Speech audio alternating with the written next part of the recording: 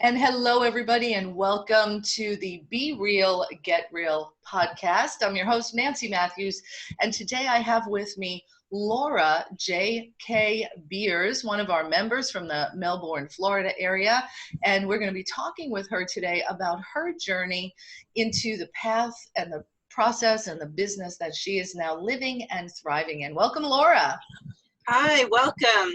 So happy to be here. Me too. And I love your brand, the Motivational Medium. I like that, the Motivational Medium. I can't wait to learn a little bit more about that with you today. And before we kick into today's conversation, let me share a little bit about your background with our audience. Laura J.K. Beers, as I stated, is the Motivational Medium. She's a national evidential psychic medium, a certified spiritual coach, an author, an ordained minister, and motivational speaker. She's honored to work with you and your loved ones in spirit for your guidance and healing, especially for grief and loss of any kind. She also loves to help her clients develop their own gifts. You can heal your spirit with Laura, and of course visit her website, themotivationalmedium.com. And today we're going to be talking with her on her journey from a life as a skeptic to a business as a light worker. And what a journey that must have been. Absolutely. Yeah. So how did this come about for you? Because I know myself, I've gone through my own journey of spiritual awakening and personal growth and connection with divine and all of that. And to actually create, what you've done is actually create a business as a light worker. So how did this come about for you, and what resistance did you meet along the way? I'm not one of those people that as a child grew up having gifts or were aware of any. It was pretty much when I was more middle-aged that I started to realize I would know who was on the phone when the phone rang, and these things were happening to me. My intuition was really strong, and I started getting interested in that. But as far as, people talking to dead people on the other side, are you kidding? I was brought up Jewish, I was brought up with a religion, and not that that had anything to do with religion, but I was very much a skeptic. I wanted to understand any kind of science. I wanted to understand what was going on. And so I did a lot of reading. I did a lot of questioning. And then I started going to a metaphysical development group. And that's where I got my first reading and I got my first introduction. The interesting part of it is that once I went through all of this training and decided that this was really something that I connected with, and I absolutely loved doing this and wanted to do this for other people, because the healing that I got from my parents passing allowed me to know that I could have this ability to help others. But when I went, because I have a international business degree, when I went to talk to some business people about going into the business of it, I had a website. I sent the website. Half of it's very business orientated. Half of it is what he called woo-woo. And his advice was, well, if you ever want to be taken seriously, you need to take the woo-woo stuff off of your website.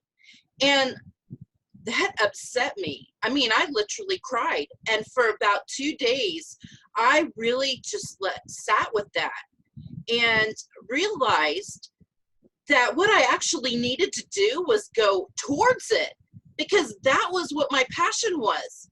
I have been healed. The relationships that I had with my parents and other family members that I've gone through in my life, and the things that I've seen, how other people have been healed by understanding other people's point of view, it's something that I decided I had to go towards. And once I did, it was amazing. Everything just started opening up for me. Yeah. But yeah, that was a businessman offering his advice. So I want to talk about this piece of it a little bit, because obviously, as an international business coach and consultant, you recognize the importance of having a sound business structure and systems in place, which is, I presume, why you went to this business person for their input. And it's interesting that the thing that was filling your spirit, that you felt called to move towards, somebody said, oh, you're not going to make any money, you're not going to be taken seriously, right? Exactly. The first thing that popped in my head when you shared that is, do people take Deepak Chopra seriously? Yeah. So it's an interesting thing. And you refer to something, you didn't say it just yet, but when we had our conversation before this, you talked about life's 3Ds, is I think how you reference it. Can you speak to what that is a little bit more? Yeah, I call the issues that most people have the 3Ds. Divorce. There, did that. Okay. Disaster. Yep, had some of and those. oh goodness, Death. thank you, death, of course. I know you deal with grief and loss. Yeah, and that's the major one, because it's not just death as far as people passing away. People need to understand that a death is really just a big change in their life. It could be the moving from one house to another, the loss of a job, the loss of a pet, the loss of a person. It can be any kind of loss, and then the grief is caused from the loss. So yeah, death and divorce and any kind of disaster. Those are the 3Ds, and it's really important that we address them and process and go through them so we can come out on the other side. Right. So and I'm going to go back to that, the business coaching side of it. And I know this from my own experience working with clients and myself, if there's a huge emotional upset, sadness, grief, loss, when that's happening, you can't run an effective business. That's right. Right? Like, we have to be sound emotionally and spiritually to really thrive and prosper. And that solution is a healing solution. It's an emotional, it's those soft skills. It's not putting together another marketing funnel. Exactly. Right? Yeah. Exactly. Yeah. So share with me a little bit. So when you say the term medium, that means you communicate with people who've passed on? Exactly. Okay. So when you first discovered this, so I'm going to go back to what you talked about being a skeptic. When you first were having these experiences, what was it like for you to either move away from it or be worried about what other people were going to say? Are they going to think I'm crazy? Am I crazy? Like, did you go through something like that? I did. If it's okay, I'll just tell you real quickly the story about how I got through the skepticism for myself. Perfect. Because when I joined that metaphysical development group, the first thing I did is I asked her to give me a personal reading, because I want proof, Right. And so the first thing she did is start talking about my husband. And she described my husband exactly correct. His personality, what he looked like, even what he did for a living, but he's alive. And I didn't understand that, and I got a little freaked out. Mm-hmm. And then once she did that, she was able to then bring through my mother. And what we realized, passed on, right? And my mother, yes, my mother had passed. There was a lot of sadness that came through. And what I realized at a later time was that if she had not brought through the evidence of my husband who was alive, I wouldn't have trusted her that she had my mom. So I had to have that evidence that, she nailed my husband. She never met him. She didn't even know I was married. And then to bring through my mother and to be all correct of that, I knew she had my mom. Wow. And from there, I was able to heal. So, how has it been for you when you share with the general public, you know, I'm a medium, I'm the motivational medium, and how do skeptics respond to you? Or like, oh yeah, like, because I refer to my spiritual journey sometimes as I've been in and out of the spiritual closet. You know, Absolutely. so speak to that, because I'm sure there's someone listening in who maybe has a gift or a talent that somebody else poo-pooed or said, oh, that's woo-woo or a bunch of hogwash. What would you share with them to give them the strength and courage to move forward as you have? Actually, everybody has an innate intuition. They have a gut feeling to know what is right and what is wrong. It doesn't mean that everybody has got to talk to the TED like I do. It is about reconnecting to you, to who you are, and to what makes you special and unique. This hasn't got to be about connecting to, you know, loved ones on the other side or spirit guides or angels. It's got to be about reconnecting in with who you are. No matter what your belief is, we're going to live our best life and have our best business if we are connected to the spirit of ourselves. Right. And we've been so conditioned since children to please everybody else and to judge ourselves by everyone else. And so what I love to do more than anything is to help people to see the beauty of themselves and to come back and look at the belief systems that they have and to question, is this really who I am and what I believe? Mm-hmm. And that is going to make them the most successful in their life and the happiest. So great advice, and I'm in 100% agreement with what you're sharing.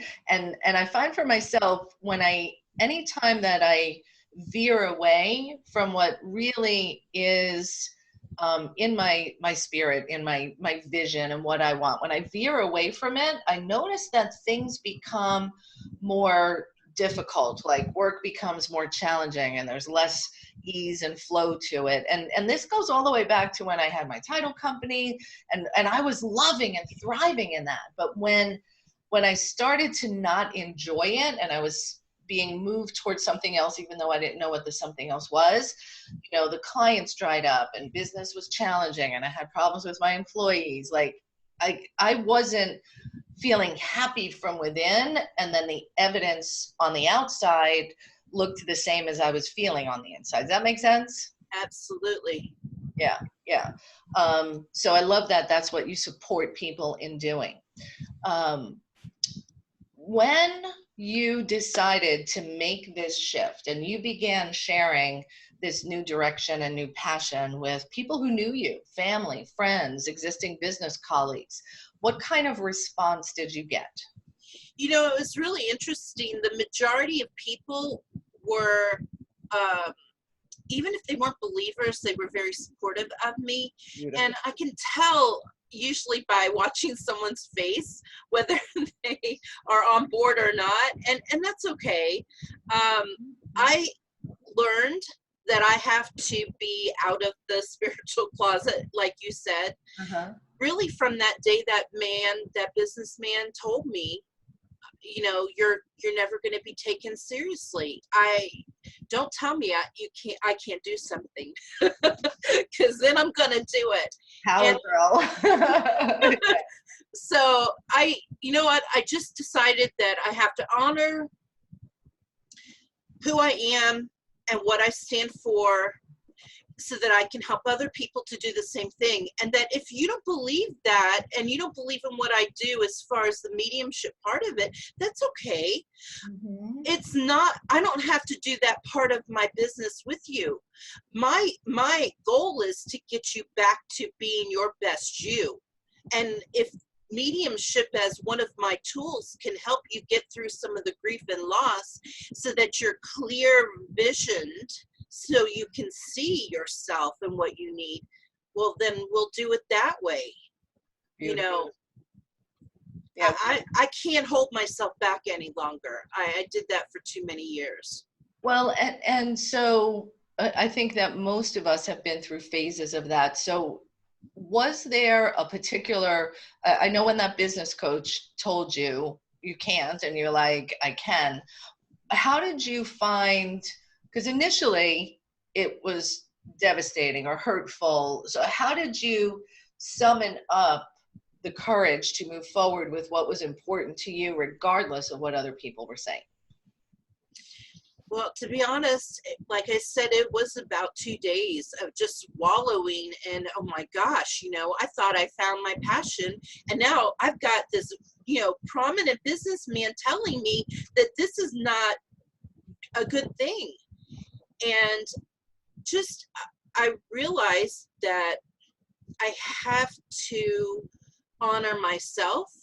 And so what I did is I really looked at what he said. I really I honored what he said because I respected him. And I said to myself, all right, let's check this out. And then, like you said, there's many other people that are doing what I do. So I'm not alone in it. Good. So you found evidence of other people doing something similar that were successful. Again, Deepak Chopra, Wayne, whether it's the mediumship or not, it was like you were heading into this spiritual type of a business. Yes. Yeah. Yeah. Very good. You're like, if they can do it, I can do it. Absolutely. Awesome. Love it. Love it. So our time flies very quickly on the Be Real, Get Real podcast, as you can see, and all our listeners can see. And we like these to be really bite-sized nuggets, and just to give you that inspiration to follow what's most important to you so you can have that positive impact in the world that you're here to make, just like Laura's been doing. So you can get in touch with Laura at themotivationalmedium.com, and I think she's got some free gifts for you there as well. Laura, before we wrap up, anything you want to share with our audience as a final thought, inspiration, or tip? Absolutely. I want to say that if you're finding everything you're butting up against, like you were saying, everything is not flowing, I'm not happy, what you need to do is stop, quit fighting, quit pushing, peel back and try to look objectively at your life and at what you're doing, because it needs to just flow and be easy and make you happy. And if you're not happy, then you're not going to be good in business, because that's not going to draw the right people to you. So it really and truly is about coming from within, being happy, getting to a place of objectivity where you can see your path and know which direction to go. I actually have a follow-up question, if I can go an extra minute here. So when I went through my own crisis of business, so I had my title company, it was making lots of money, I employed my entire family, and I was unhappy and didn't want to do it anymore. I actually felt trapped. Like I couldn't not continue doing it because so many people depended on me, or I had invested so much in it already.